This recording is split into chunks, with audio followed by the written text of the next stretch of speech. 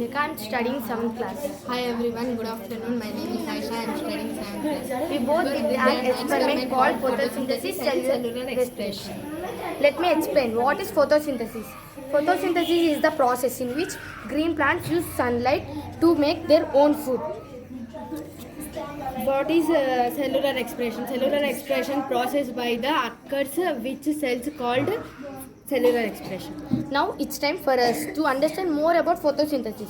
Photosynthesis during daytime. Photosynthesis requires sunlight, carbon dioxide, water as raw materials.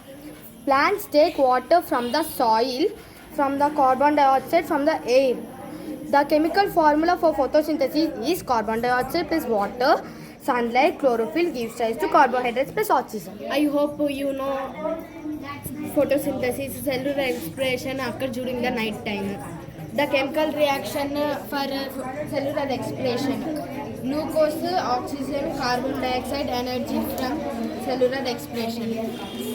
Thank you, sir. That's all our project. Thank you.